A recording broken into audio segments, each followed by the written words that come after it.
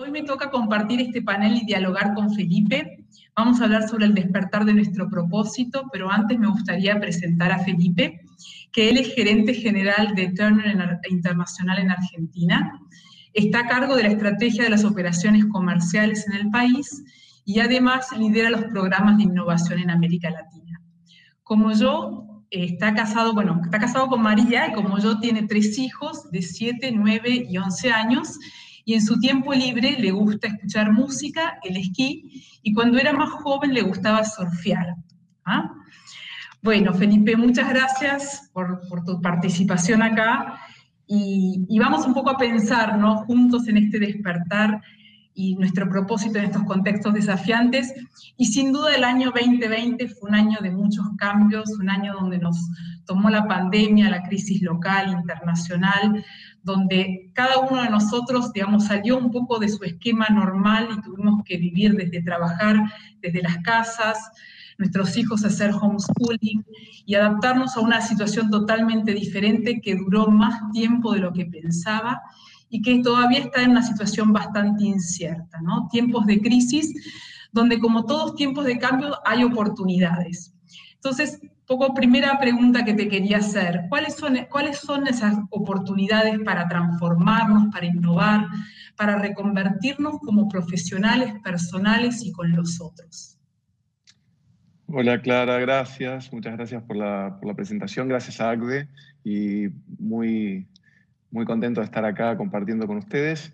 Mira, yo creo que la pregunta es muy interesante, ¿no? Porque el primer pensamiento que me viene a la cabeza es cómo uno puede hacerse un poquito, llamarle, independiente del contexto, ¿no? O sea, cómo uno puede ser un buen piloto, ya sea esté en la tormenta o esté en aguas calmas, ¿no? Cómo puede ser uno un buen, digamos, gerente, un buen líder, más allá de lo que esté pasando alrededor, ¿no? Y yo creo que uno va aprendiendo estas cosas y las va aprendiendo a la fuerza, ¿no? Yo creo que estas son las cosas que se van aprendiendo a medida que uno va caminando, y es muy interesante tener a alguien que te diga las cosas, pero también llevan un grado de experiencia para poder absorberlas. Yo me acuerdo cuando una vez un jefe mío me dijo, y nos preguntó a varios de nosotros, cuando nos habíamos convertido en gerentes, ¿cuántos de nosotros habíamos escuchado que en realidad nuestro trabajo no se trataba más de nosotros mismos, sino que se trataba del rendimiento del equipo, ¿no? Y para mí fue una pregunta transformacional esa, porque a mí me cambió la forma de ver a mi equipo. Yo pensaba que yo trabajo hace 20 años en Turner y en ese momento estoy hablando del año 95, 96, y yo estaba trabajando en una compañía que era una buena compañía. Estábamos haciendo un startup con un grupo yo tenía un grupo de 25 personas que me reportaban, y esa gente me odiaba a mí. O sea, realmente no me querían, nada. O sea, le hablaban mal a los clientes de mí. Yo recibía de todo punto de vista, digamos, embates por todos lados, y la verdad es que tuve que descubrir a la fuerza, porque yo en ese momento tenía como una especie me sentía muy frustrado, y tenía en ese momento una idea de que mi sentido del valor propio tenía que ver con la aprobación de los demás, o sea, si los demás me aprobaban o no. Y yo me daba cuenta que ninguno me aprobaba y que no me querían, y yo era muy bueno técnicamente. Estudié en Estados Unidos, digamos, sabía mucho, pero no había entendido que el liderazgo se trata de otra cosa. Y lo tuve que aprender a la fuerza. Yo tenía esta cosmovisión de que uno tiene que crecer, crecer, crecer y crecer, ¿eh? Crecer en poder, crecer en posesiones, crecer sea como sea. Entonces uno vive en una intención feroz de realizar proyectos, ¿no? Y cuando algo termina, pasa al próximo, ¿no? Y uno vive de proyecto en proyecto y se le va la vida. Y me daba cuenta que nada me alcanzaba porque mi grupo no me quería. Me iba bien en el trabajo, pero me sentía muy frustrado y muy triste. Pues en realidad lo que me pasaba era que nada me satisfacía verdaderamente, ¿no? Y lo que me pasaba es, en el fondo, que yo, en mi cosmovisión, me había comprado la idea, primero, de que tenía que crecer y segundo, de que lo importante era mi carrera, mis cosas, cómo los demás me veían a mí mismo. Y eso es una visión que puramente egocéntrica, ¿no? O sea, uno puede sacarle significado peyorativo al egocentrismo, ¿no? El egocentrismo es ni más ni menos que estar centrado en uno mismo, ¿no? Entonces, esos fueron mis inicios en management, fueron desastrosos, realmente desastrosos. Y desastrosos porque mi visión estaba mal. Yo no era consciente primero, de que mi trabajo dependía del trabajo del equipo. Segundo, no era consciente de la interdependencia real que existe en esa realidad comunitaria en la cual vivimos y cómo, la verdad, en un ecosistema donde muchas personas trabajan juntas, cómo todas terminan dependiendo de todas, de alguna forma, y cómo hay un valor colectivo que el gerente tiene que entender porque... Y te digo qué fue lo que me cambió la vida. Lo que me cambió la vida fue Jesús, porque cuando yo me di cuenta, me escuché un día esta escritura, está en la Biblia, ¿no? Dice, Jesús dijo, yo soy el camino, la verdad y la vida. Y eso me cambió me cambió la mente, porque yo pensaba que yo era el camino, que yo era la verdad y que mi vida era lo importante. Y cuando entendí que yo no debía ser el centro autorreferencial, ¿no? Que yo no debía ser la persona frente a la cual me, me definía, si yo podía definirme en una relación con Dios, podía ser literalmente independiente del contexto y empezar a enfocarme en el prójimo. Y yo creo que mi liderazgo cambió cuando yo me di cuenta, y te lo resumo bien rápido, me di cuenta que en realidad a mí me iba a ir bien cuando a los demás les fuera bien. Que yo iba a tener éxito cuando la gente con la que yo trabajaba tuviera éxito.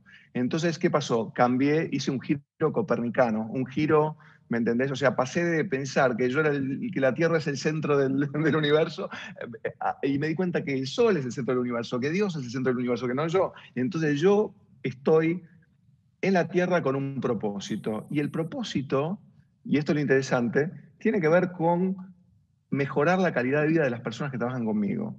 Y cuando yo hago eso, automáticamente me va bien, porque la gente me quiere, no me van nunca van a hacer nada en contra mía. Te digo, hay un sentido especial de eso, que cuando uno lo entiende, se da cuenta que vive de una forma mucho más segura, porque una cosa es tener las propias manos de uno y otra cosa es tener una cantidad de gente que lo apoya a uno verdaderamente porque siente el amor. Y cuando digo que siente el amor, no estoy hablando de cosas místicas, estoy hablando realmente de que uno trabaja para que a la gente le vaya mejor. Y cuando uno trabaja para que a la gente le vaya mejor, el cielo es el límite directamente. Perfecto.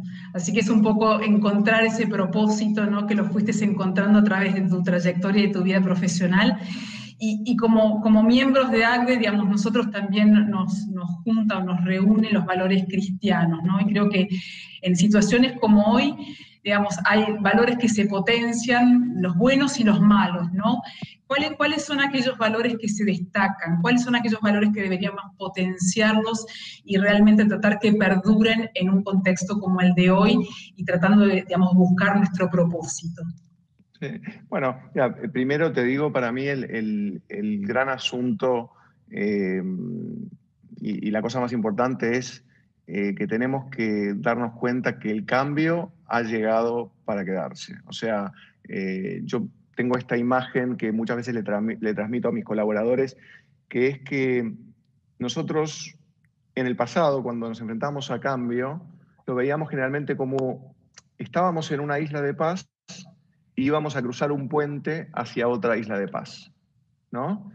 Y ahora nos hemos dado cuenta que nos tenemos que quedar a vivir en el puente, ¿no? Y el puente es constante, el cambio es constante. O sea, ya no hay una isla de paz donde uno puede estacionarse por 10 años y las cosas no van a cambiar más, sino que hay una aceleración de los ciclos de invención, hay una democratización del acceso a la información y el acceso a la innovación.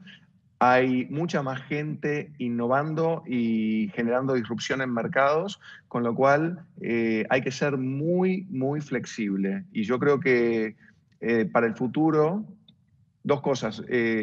La gente que piensa tiene mucho más futuro que la gente que hace, y la gente que es flexible tiene mucho más futuro que los que se vuelven demasiado rígidos tratando de proteger el pasado. Entonces yo tengo un approach personal que es abrazar el futuro, pase lo que pase, y mirar con optimismo lo que viene, tratando de encontrar el hueco y el lugar, ¿no? Y a veces creo que la metáfora esta está buena, ser como agua, ¿no? Y cuando digo ser como agua y hablo de ser líquido, estoy hablando de una cosa bien específica. Por ejemplo, ¿viste cuando el agua entra en una pared? O viste que por algún lado sale. Por algún lado va a salir el agua, o sea, el agua no se va a quedar en el mismo lugar, va a salir por algún lado. Y yo creo que nosotros debemos ser así, debemos encontrar lugares que no están ocupados por otros y que son lo que en innovación se llama Blue Ocean.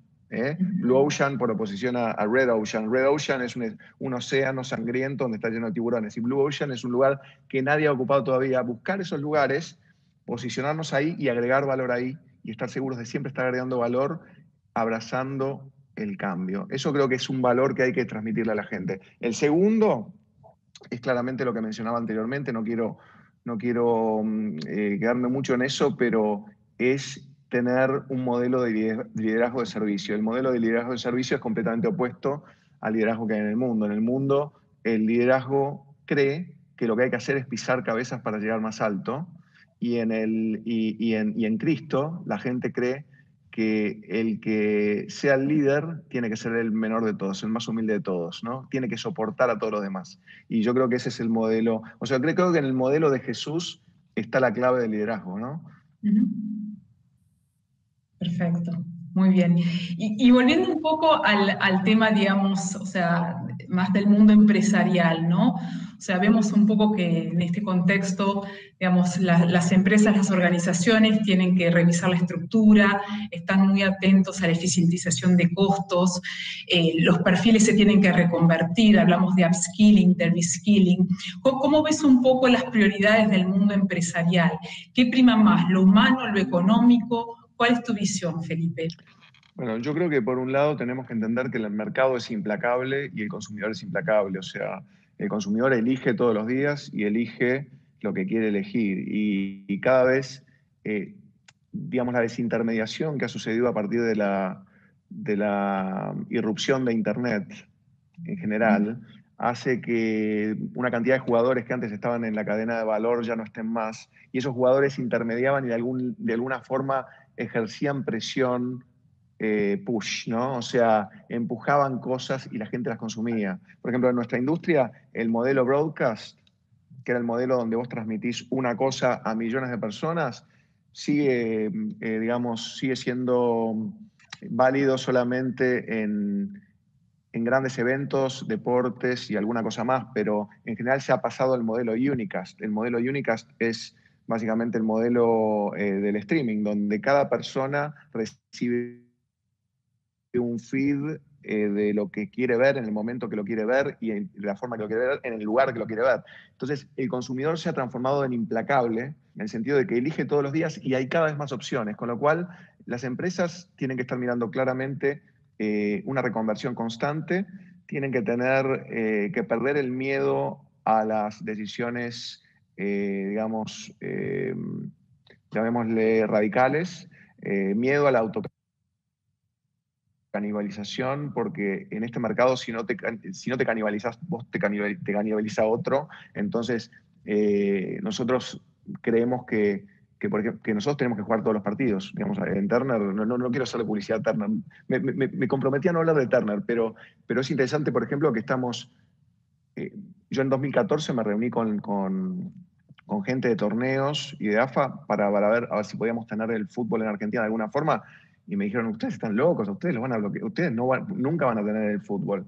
Y nosotros hoy tenemos el fútbol en Argentina, y además producimos un montón de cosas, y estamos en gaming, estamos en digital, o sea, jugamos todos los partidos. Y yo creo que un poco la estrategia en estos tiempos es una estrategia, como las audiencias están tan disgregadas y la demanda está tan disgregada, un poco el futuro tiene que ver con aglutinar la disgregación. Y aglutinar la disgregación tiene que ver con jugar todos los partidos y para eso tiene que haber reskilling constante, como vos decís, tiene que haber un aprendizaje constante de la gente y a su vez tiene que haber una mentalidad, digamos, que trabaje, te diría, no en un continuum, donde uno tiene de un lado negro y del otro lado blanco, y está o negro o blanco, en un approach binario, sino que tiene que pensar en capas una persona, ¿no? Y pensar en capas quiere decir que uno está haciendo una capa de una cosa, una capa arriba de otra cosa que puede ser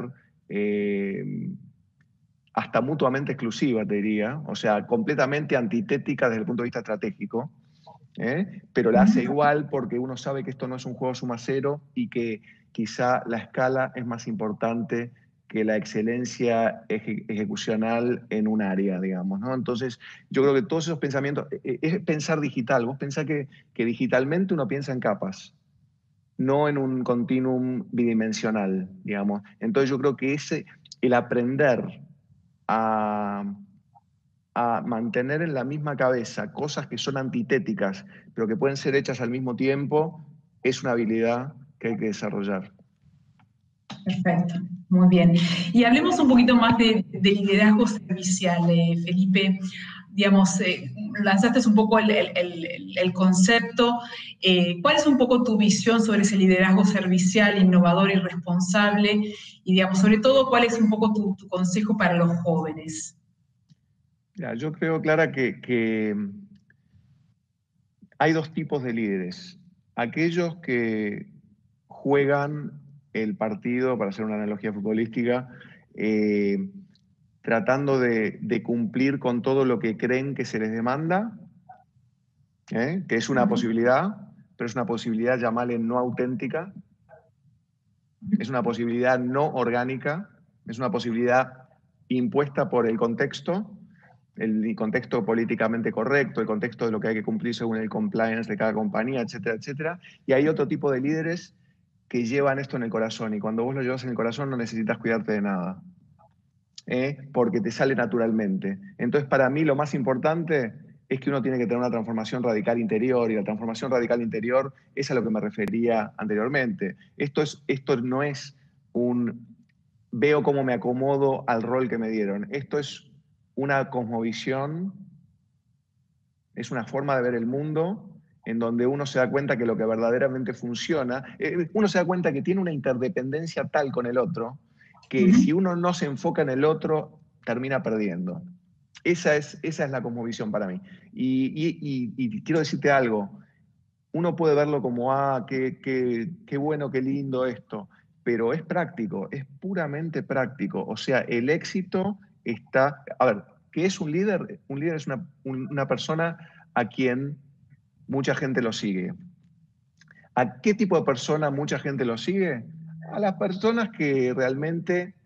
Porque uno capta inmediatamente. Dicen los psicólogos que cuando uno se conoce con una persona, lo primero que se pregunta es, ¿puedo confiar en esta persona? Eso es lo primero. Eso dicen los neurocientíficos y los psicólogos. ¿Puedo confiar en esta persona? Es lo primero que una persona se pregunta. Y la segunda cosa que se pregunta es, ¿a esta persona yo le intereso realmente o no? Y quiero contarte una cosa que me pasó en Los Ángeles. Yo compraba contenido para la compañía. Un día fui a una fiesta de Sony. Imagínate que estaba John Goodman, una cantidad de actores, y había músicos muy importantes. Estaba tocando John Legend, por ejemplo, en un momento del piano. O sea, gente, imagínate Hollywood. Y yo estaba ahí, y de repente estaba medio solo, y de repente se me acerca un tipo y me dice, ¿puedo hacerte una pregunta? ¿Cómo te llamas? Le digo, Felipe, ¿de dónde sos? Y le digo, de América Latina. ¿Y qué haces? Me dice el tipo. No perdió el tiempo, nada, 0 minutos. Y le digo, no, yo manejo contenido para América Latina de Turner. Y me dice, no te enojas, no me interesa. Y se fue el tipo. No, entonces eso te muestra cómo piensa la gente, ¿no? Piensa en términos del interés propio. Y esa es la fórmula que no funciona. No funciona. Perfecto. Muy bien, no, interesante, la verdad que es muy interesante.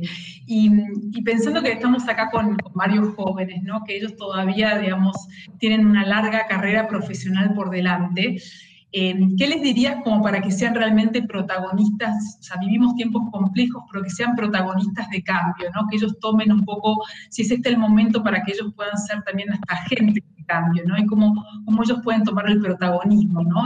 Que es importante porque finalmente van a ser los líderes del futuro. Sí, lo primero que pienso es que cuando uno está bien establecido interiormente en sus convicciones, el contexto no puede determinarte. Vos vas a brillar en un contexto bueno o en un contexto malo.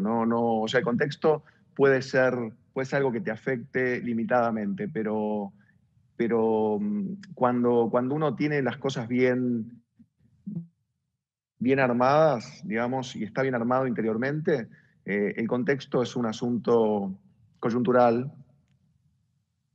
pero no termina teniendo un impacto de largo plazo, a pesar de que tiene algunos impactos parciales. Por otra parte, creo que yo animaría a todo el mundo a prepararse mucho, ¿no? Creo que la preparación es la base. Sin preparación no se llega a ningún lado. Ahora, también tengo que decirte que la preparación es solamente la base. No es el upside. El upside tiene que ver con las conductas de liderazgo. Y tiene que ver, o sea, lo que se llaman leadership behaviors en inglés, las conductas de liderazgo. Y las conductas de liderazgo tienen mucho que ver con cómo uno se conduce emocionalmente y cómo uno, qué tipo de símbolos uno permite que los demás vean sobre sus convicciones y sus cosas, porque esos actos simbólicos son muy importantes para la gente, para entender dónde uno está parado con respecto a determinadas cosas y generan mucha confianza. Y lo tercero es lo que yo llamo el AQ, que es el coeficiente, y está muy relacionado con el primero, que es el tema de que el contexto no te determine, y lo que yo llamo coeficiente de adversidad. No es coeficiente intelectual, no es coeficiente emocional, es coeficiente de triunfo sobre la adversidad. Creo que eso es muy importante en estos tiempos y no solamente en Argentina. Es importante en cualquier ambiente de cambio y te aseguro que todos los mercados están cambiando en todos lados y uno tiene que tener esa resiliencia de buscar el hueco y después ser muy, te diría, insistente con lo que uno, con la convicción que uno tiene y no darse por vencido. Yo le digo de una forma, a la gente que trabaja conmigo cuando estamos buscando gente, digo, mira, muchas veces la actitud mata la aptitud. La actitud es más importante. O sea, la preparación es base, hay que prepararse mucho porque ese es el piso que uno tiene, pero el techo es otra cosa. El techo es las conductas de liderazgo, y las conductas de liderazgo, dos cosas que la gente va a ver: sos confiable, tenés interés por la gente real y sos persistente o no. Y esas tres cosas van a determinar si uno tiene éxito o no tiene éxito. Si uno tiene esa fórmula bien, va a tener éxito. No hay forma de que no tenga éxito. Esto es lo que yo aprendí, que porque uno, a ver, todo el mundo tiene situaciones en que se cae, pero lo que determina el futuro es si uno se levanta rápido y sigue o se queda ahí tirado, ¿no? Eso es lo que determina el futuro, porque todos reciben los mismos embates en el mundo, pero la diferencia es cuántos se levantan rápido y siguen.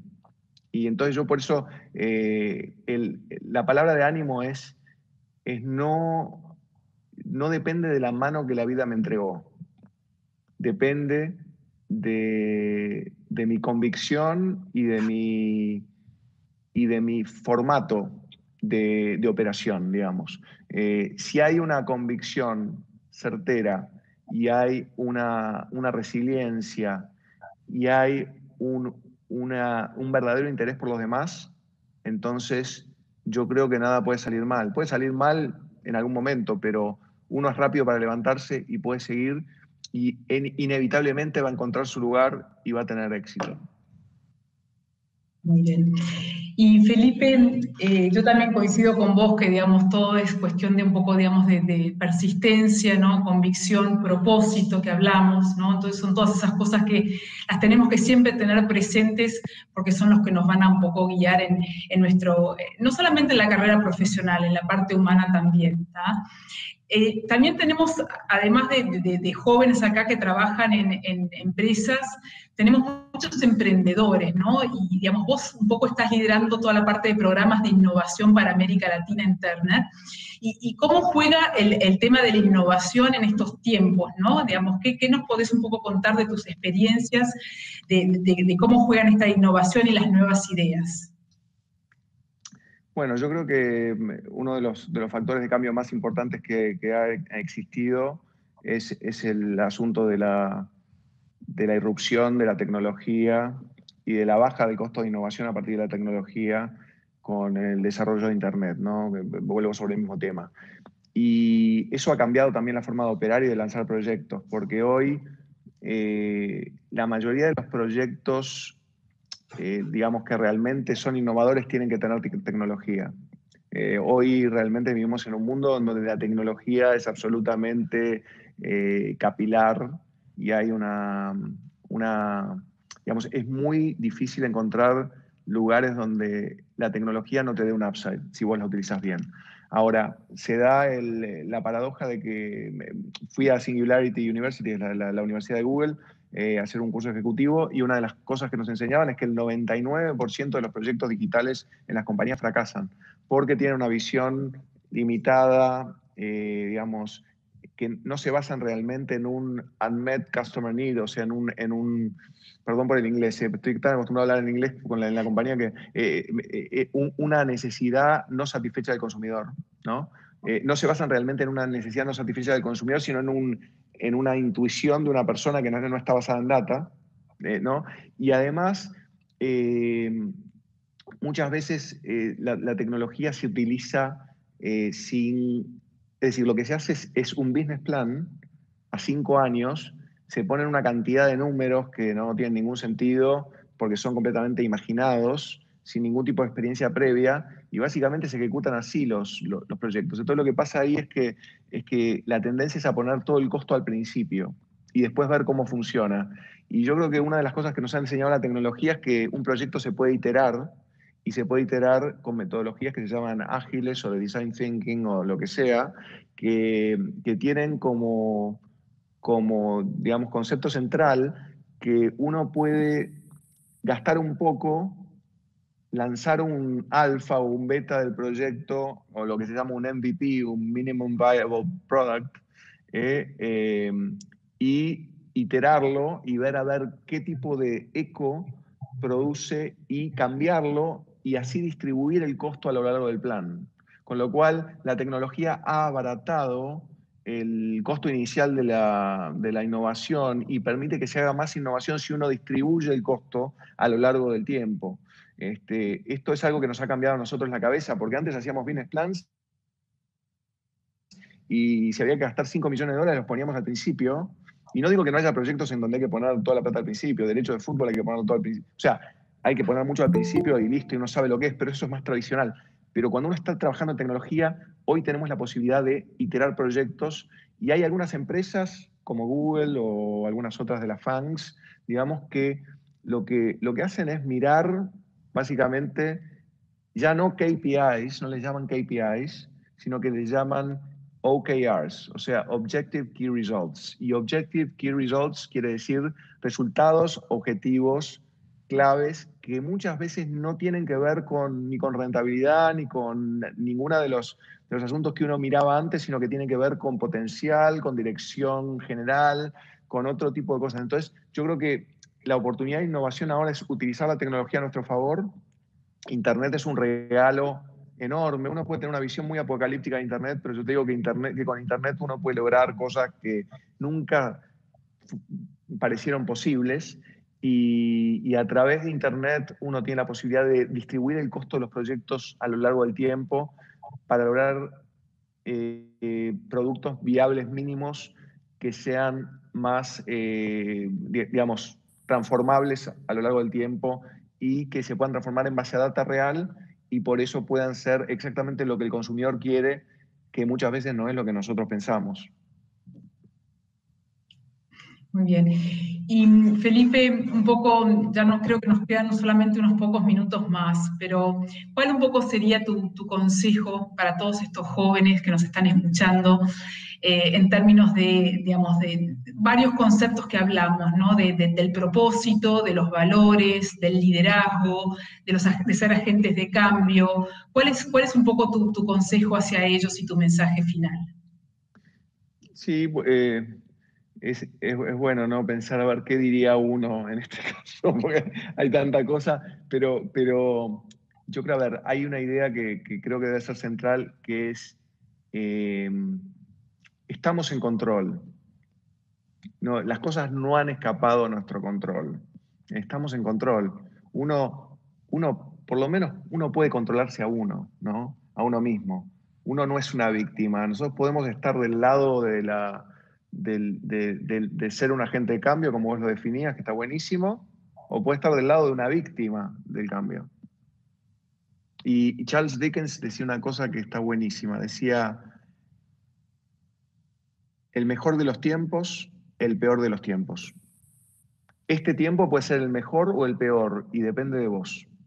No depende del tiempo, depende de vos. Para vos puede ser, o sea, este tiempo de cambio puede ser el mejor tiempo o el peor tiempo, pero depende de vos. Depende de cuál es tu visión y cuál es tu aproximación a esto y cómo vos tomás esto. Entonces, para mí tenemos que tener un nivel y no de ser positivos con respecto al cambio y con respecto a las situaciones, por más negras que se vean. Y tratar siempre de ver cuáles son las oportunidades. Porque nosotros sabemos que siempre que hay una crisis aparecen oportunidades, siempre. No hay, o sea, este ha sido un tiempo para nosotros, y creo que me preguntaste al principio, y no te contesté, de grandes oportunidades. Hemos desarrollado en este tiempo una visión de mucho más largo plazo, a pesar de que la lógica sería centrarse en el corto plazo, ¿no? Hemos dicho, bueno, ¿qué cosas podemos hacer a largo plazo que nos impacten en los próximos 5 años, que sea factible negociar ahora en esta pandemia, en este desastre que está pasando? ¿Qué cosas podemos hacer? Y con esto, por ejemplo, te digo, renegociamos los derechos de fútbol brasilero, donde estábamos en un contrato malísimo y ahorramos 75 millones de dólares en los próximos 5 años, solamente por la renegociación que encaramos por estar en este tiempo. O sea que vimos la oportunidad, dijimos, ¿cuál es la oportunidad que tenemos ahora? Porque hay crisis, es verdad, pero hay oportunidades. Y para mí, y creo que en chino, la misma palabra se usa para crisis que para oportunidades, la misma palabra. Y es interesante eso, ¿no? Que como uno puede ver la crisis como un desastre o puede ver la crisis como una gran oportunidad. Y simplemente pienso que los mayores innovadores no han sido innovadores durante tiempos fáciles. Los grandes emprendedores siempre han tenido grandes problemas y han quebrado múltiples veces y las situaciones adversas los han llevado a cosas que son mejores porque las han sabido aprovechar. Entonces yo creo que un poco vuelvo a esta idea de no ser víctimas del contexto, de situarnos posicionalmente y mentalmente en una visión que es positiva hacia aún lo negativo, porque esa es la forma de Dios, ¿no? Dios creó la tierra, creó el día y la noche y no lo llamó noche, lo llamó día. ¿Eh? Podía haberlo llamado noche, Dios podía haber llamado noche al día, pero lo llamó día. Y nosotros también tenemos la posibilidad de buscar las cosas positivas que aparecen y con eso uno puede hacer mucho y puede diferenciarse mucho y puede tener un gran impacto. Y termino con esto. Yo siempre me pregunto, ¿qué haría Jesús, no? ¿Qué haría Jesús en esta posibilidad? Y me acuerdo ahora de Enrique Yo y de lo que escuché muchas veces, de que él decía que cuando uno da, eso es la sonrisa de Dios, ¿no? Cuando uno da, eso es la sonrisa de Dios. Y creo que esa posición de abrir, ¿no? Esa posición de abrirnos al contexto, no de cerrarnos, esa posición de ser agentes de cambio y no víctimas, esa posición de ser generosos y no retener, ¿no? esa es la visión que finalmente lleva a la gente a ganar. Bueno, y Felipe, en un mundo que está lleno, digamos, de influencias así poderosas, información extravoluminosa, seducciones permanentes y una cultura que siempre alimenta el ego, ¿cómo es que te preparás en el día a día para ser jugador de Cristo en un ambiente corporativo tan competitivo? Sí, yo creo que es que la Biblia dice que conoceréis la verdad y la verdad os hará libres. Y la verdad es esta. Eh, mi vida no puede ser definida por lo que los demás piensan de mí. No, yo no soy, o sea, yo tengo convicciones profundas que no cambian de acuerdo a la visión que otros tengan de mí. No pretendo que gustarle a todo el mundo. Creo que tengo gente con la que me llevo muy bien y gente con la que no me llevo tan bien. Ahora estoy en paz con todos. No peleo con nadie, absolutamente. Al revés. Tengo justamente, en la compañía me di cuenta que para que a uno lo promuevan, tiene que haber 7 personas por lo menos que tengan una buena opinión de uno sentadas en una mesa. Entonces, uno tiene que trabajar con todos y tiene que tener buena relación con todos. Pero eso, como te decía antes, no es natural.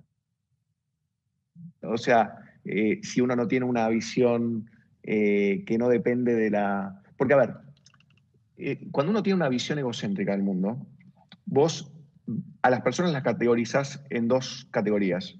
O son usables, y estoy hablando de abuso, son utilizables o son enemigos, ¿no? Esa es la visión egocéntrica. 2 clases de personas, o gente a la cual abuso de alguna forma, o me sirve de alguna forma, en forma material, o son mis enemigos. Cuando yo cambio esa visión y mi visión ya no está más en mí, sino está en Dios y está en el prójimo, entonces yo ya primero no voy a abusar de nadie, lo voy a ayudar, no voy a usar a la gente. Y segundo, uno puede pensar, ¿cómo hago para terminar con un enemigo? Digo, si no lo voy a matar, ¿no? ¿Cómo hago para terminar con un enemigo? ¿Cómo termino con el enemigo? Y lo hago amigo, es la única forma. La única forma de eliminar un enemigo es hacerlo amigo, es la única forma.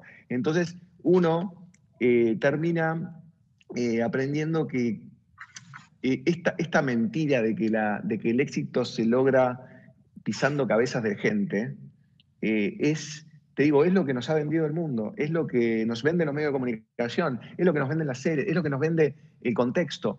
Pero es mentira, no es verdad. La gente que ha llegado más alto en la compañía donde yo trabajo, y no sé si te conté, pero nuestra compañía es AT&T. AT&T es la 6ª compañía más grande del mundo. La gente que ha llegado más alto es gente conciliadora, que no se pelea con la gente, a la cual la gente ama, que siempre tienen una sonrisa y que son generosos. O sea, es ese que nos hemos comprado esta cosa del rat race, ¿no? de la carrera de ratas, que es totalmente mentira, no es verdad. Bueno, Felipe, ya se nos ha pasado el tiempo, te queríamos agradecer mucho por tu participación, la verdad que como siempre muy inspirador y con muy buenos mensajes para todos, así que muchas gracias. Gracias a vos, Clara, y muchas gracias a Agbe, muchas gracias, Ana, y a todos, muchas gracias por invitarme.